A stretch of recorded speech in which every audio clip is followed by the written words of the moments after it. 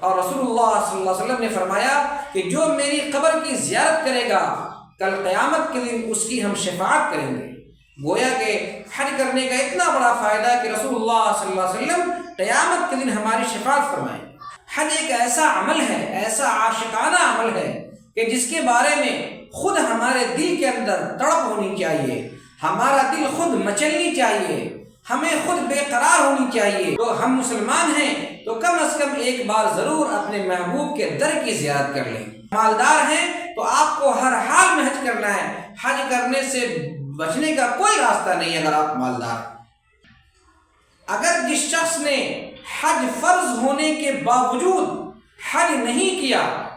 حدیث شریف کے اندر ہے کہ پھر اللہ کے رسول صلی اللہ علیہ وسلم نے فرمایا مجھے کوئی فرق نہیں ہے کہ وہ بندہ یہودی ہو کے مرا یا نصارہ ہو کر کے مرا۔ نحمده ونصلي على رسوله الكريم اما بعد قال الله تبارك وتعالى في القرآن المجيد والفرقان الحميد اعوذ بالله من الشيطان الرجيم بسم الله الرحمن الرحيم ولله على الناس حج البيت من استطاع إليه سبيلا۔ حضرات سامعین کرام و ناظرین اعظام، حج 2024 کے لیے آن لائن فارم جمع کرنے کی آخری تاریخ 15 جنوری 2024 ہے۔ اس سے پہلے آپ تمام حضرات سے انتہائی عاجزانہ مخلصانہ مؤدبانہ درخواست ہے کہ جن حضرات پر حج فرض ہو گیا ہے وہ حضرات 15 جنوری 2024 سے پہلے حج کے لیے آن لائن فارم اپنا پر کروا لیں، اور حج فرض ہو گیا ہے تو حج کر لیں۔ حج کرنے میں جلدی کریں، تاخیر نہ کریں۔ اسلام کی بنیاد 5 چیزوں پر ہے۔ نمبر 1 توحید، یعنی لا الہ الا اللہ محمد رسول اللہ کی گواہی دینا۔ نمبر 2 نماز پڑھنا۔ نمبر 3 روزہ رکھنا۔ اور نمبر 4 صاحب نصاب ہیں تو زکوٰۃ ادا کرنا۔ اور نمبر 5 اگر اللہ تبارک تعالیٰ نے استطاعت دی ہے اور حج فرض ہے تو حج کرنا۔ اسلام کی بنیاد میں سے حج کرنا ہے اور فرض ہے حج کرنا۔ حج کرنے کی حج اس شخص پر فرض ہے جو شخص اپنی جگہ سے، اپنی جائے وطن سے مکہ جا سکتا ہو اور وہاں سے واپس آ سکتا ہو، اور جتنے دن دوران سفر یا حج کے ایام میں وہ رہے گا اتنے دن تک اس کے ماتحت جو لوگ ہیں جس کا اس پر نام نفقہ فرض ہے وہ یہاں رہ کر کے اطمینان سے کھا پی سکتا ہو، اتنا پیسہ راشن اس کے پاس ہو، اس شخص کے اوپر حج فرض ہے۔ اگر اس کو آپ اپنے زبان میں سمجھنا چاہتے ہیں تو آپ یہ سمجھ لیجئے کہ جس شخص کے پاس ضرورت اصلیہ، حوائج اصلیہ سے زیادہ پیسہ کم از کم 4-4.5 لاکھ روپے ہو، ان کے حج کرنے کے لیے 4 لاکھ روپے لگ رہے ہیں، اور اس کے علاوہ جو جانے آنے کا خرچ کے علاوہ جو گھر کے اندر خرچ ہوگا وہ تقریباً 50,000 مان لیجیے، 4.5 لاکھ روپے۔ تو 2024 کے اندر جس شخص کے پاس 4.5 لاکھ روپیہ مان لیجیے کہ جس شخص کے پاس 4.5 لاکھ روپیہ ہو اس پر حج فرض ہے۔ حج کی بہت زیادہ فضیلت ہے، حج کی اتنی بڑی فضیلت ہے کہ اللہ کے رسول صلی اللہ علیہ وسلم نے فرمایا کہ جس شخص نے حج کیا گویا کہ وہ جنت کا حقدار ہے، حج کا بدلہ جنت ہے۔ اور ایک دوسری حدیث میں اللہ کے رسول صلی اللہ علیہ وسلم نے ارشاد فرمایا کہ حاجی حج کر کے لوٹتا ہے اس طرح گویا کہ اس کی ماں نے اس کو اسی دن جنا، اسی دن وہ پیدا ہوا ہے۔ جیسے ماں کے پیٹ سے آدمی بے گناہ پیدا ہوتا ہے، ایسے وہ حاجی جب حج کر کے آتا ہے تو گویا کہ اس کی وہی حالت ہوتی ہے۔ لیکن یہاں پر یہ بات یاد رہنی چاہیے کہ حج کرنے سے سارے گناہ معاف ہوتے ہیں، وہ سارے گناہ صغیرہ ہوتے ہیں، کبیرہ نہیں۔ کبیرہ گناہ بغیر توبہ کے معاف نہیں ہے، اور جو آپس کے لین دین کے معاملات ہیں، ایک دوسرے کے ساتھ کسی انسان کے معاملات ہیں جو حقوق العباد ہیں، وہ بھی بغیر اس کے حق ادا کیے ہوئے یا جس کا حق ہے اس سے بغیر معافی مانگے ہوئے کبھی معاف نہیں ہوتا۔ میرے محترم بزرگوں، دوستو، حج کرنے کی جو فضیلت ہے اور حج کرنے کے بارے میں جو بیان ہے یہ زبان سے زیادہ کہیں ہمیں احساس کرنے کی چیز ہے۔ حج ایک ایسا عمل ہے، ایسا عاشقانہ عمل ہے کہ جس کے بارے میں خود ہمارے دل کے اندر تڑپ ہونی چاہیے، ہمارا دل خود مچلنی چاہیے، ہمیں خود بے قرار ہونی چاہیے کہ اللہ نے جب اس روئے زمین پر ہمیں بھیجا ہے اور جب ہم اس دنیا کے اندر آئے ہیں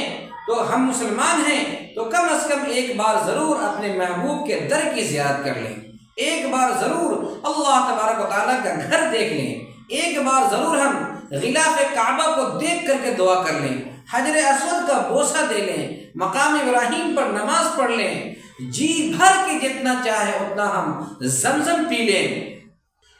ہمارے یہاں ایسا ماحول ہے اور لوگوں کا ایسا مزاج ہے کہ حج کے لیے وہ جلد بازی نہیں کرتے ہیں، جبکہ حدیث ہے کہ حج کے اندر جلد بازی کرو، اگر حج فرض ہو گیا ہے تو فوراً حج کرو، کیونکہ کوئی نہیں جانتا کہ کل کیا معاملہ، کل کیا واقعہ پیش آنے والا ہے، کل ہمارے ساتھ کیا ہونے والا ہے۔ لیکن ہمارا مزاج ایسا ہو گیا ہے ہمارے معاشرے کا کہ حج کرنے کے لیے کان میں جوں رینگتی نہیں، اگر کبھی خیال بھی آتا ہے تو یہ کہہ کر ٹال دیتے ہیں کہ ابھی نوکری پیریڈ میں ہے، ابھی نوکری چل رہا ہے، نوکری کے بعد جب ریٹائر ہوں گے تب دیکھا جائے گا۔ مالدار ہے ماشاءاللہ، سب کچھ ہے، حج کرنے کے سارے وسائل موجود ہیں، پھر ان سے کہیے کہ بھائی آپ پر حج فرض ہے تو کہیں گے ابھی ہمارے پاس 2-4 بچی ہیں، ان کی شادی کر لیتے ہیں پھر دیکھا جائے گا۔ یہ 2-4 بچی کی شادی کی ذمہ داری آپ کی ہے یا اللہ کی ہے؟ آپ حج کر کے آئیے، انشاءاللہ اللہ تبارک و تعالیٰ حج کی برکت سے 2-4 بچی کی شادی بہت جلد اور فوراً کرا دیں گے۔ بعض حضرات حج اس ڈر سے نہیں کرتے ہیں کہ حج کرنے جائیں گے اور ہمارے پاس دکان ہے اور دکان کے اندر لوٹ مار کھسوٹ چوری ڈکیتی سب چلتا ہے، ہم دن رات جھوٹ سچ کرتے ہیں، دن رات لوگوں کو دھوکہ دیتے ہیں، دن رات لوگوں کو ہم گھماتے رہتے ہیں، اور اس طرح سے مال جہاں سے تہاں سے حلال حرام جائز ناجائز سب ملا کر کماتے ہیں۔ جب حج کرنے جائیں گے اور حج کر کے واپس آئیں گے تو پھر یہ چوری چماری، یہ لوٹ مار، یہ حلال حرام، یہ لوگوں کا مال پوائنٹنا، یہ سب چھوڑنا پڑے گا۔ اس کی بنیاد پر وہ گناہ پر مصیبتیں گناہ کرتے حج ہی نہیں کرتے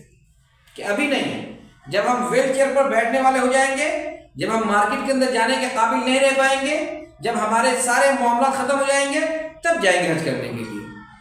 کیا آپ جان رہے ہیں کہ تب تک آپ زندہ ہوں گے، تب تک آپ قبر کے اندر نہیں گئے ہوں گے، تب تک آپ کی حیات باقی ہوگی؟ میرے محترم بزرگوں دوستو، اس لیے جن حضرات پر حج فرض ہے وہ حضرات ضرور بھی ضرور 15 جنوری 2024 سے پہلے حج کا فارم پر کر لیں۔ اگر جس شخص نے حج فرض ہونے کے باوجود حج نہیں کیا، حدیث شریف کے اندر ہے کہ پھر اللہ کے رسول صلی اللہ علیہ وسلم نے فرمایا مجھے کوئی فرق نہیں ہے کہ وہ بندہ یہودی ہو کے مرا یا نصارہ ہو کر کے مرا۔ ہم خود جان رہے ہیں کتنے ایسے بوڑھے ہیں کہ جن کو ہم یہ کہتے رہ گئے کہ آپ حج کر لیجئے،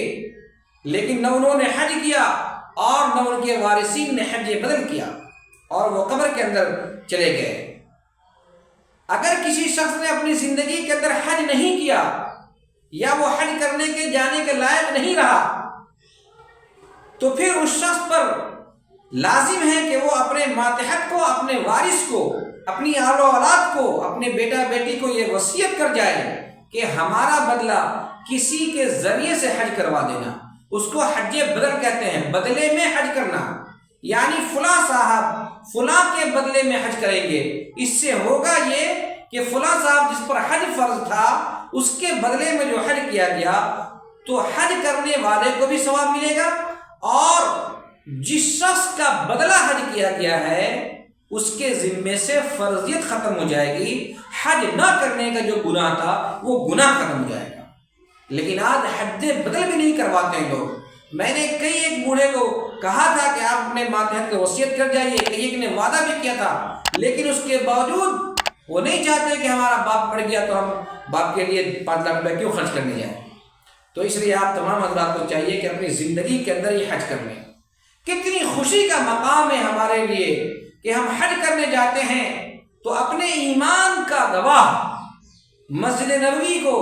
جہاں رسول اللہ صلی اللہ علیہ وسلم نے نماز پڑھی ہے، اس کو بناتے ہیں، رسول اللہ صلی اللہ علیہ وسلم کے قبر انور کی زیارت کرتے ہیں، سنہری جالی کو چومتے ہیں اور وہاں جا کر کے سلام پڑھتے ہیں۔ اور رسول اللہ صلی اللہ علیہ وسلم نے فرمایا کہ جو میری قبر کی زیارت کرے گا کل قیامت کے دن اس کی ہم شفاعت کریں گے۔ گویا کہ حج کرنے کا اتنا بڑا فائدہ ہے کہ رسول اللہ صلی اللہ علیہ وسلم قیامت کے دن ہماری شفاعت فرمائیں گے۔ حج کرنے کے جب ہم مکہ جاتے ہیں، خانہ کعبہ کا طواف کرتے ہیں سعی کرتے ہیں، شیطان کو کنکر مارتے ہیں، حجر اسود کا بوسہ لیتے ہیں، تو میرے محترم بزرگوں دوستو، وہ ہمارے ایمان کی گواہی کر قیامت کے دن۔ اس سے بڑھ کر کے ہمارے لیے کیا اور مقام ہونی چاہیے۔ اور جو حضرات مالدار نہیں ہیں، غریب ہیں، اور ان کے پاس اتنے وسائل نہیں ہیں، پھر بھی ان کا دل چاہتا ہے کہ ہم حج کرتے، کاش ہمارے پاس پیسہ ہوتا تو ہم حج کرتے، تو ان کے لیے 3 عمل بزرگوں نے لکھا ہے کہ اگر کوئی بندہ 3 عمل کرے گا تو انشاءاللہ اس کو حج اللہ تبارک و تعالیٰ نصیب فرمائیں گے۔ اس میں سے پہلا عمل ہے درود شریف کی کثرت، رسول اللہ صلی اللہ علیہ وسلم پر کثرت کے ساتھ درود پڑھا کریں۔ اور دوسرا عمل ہے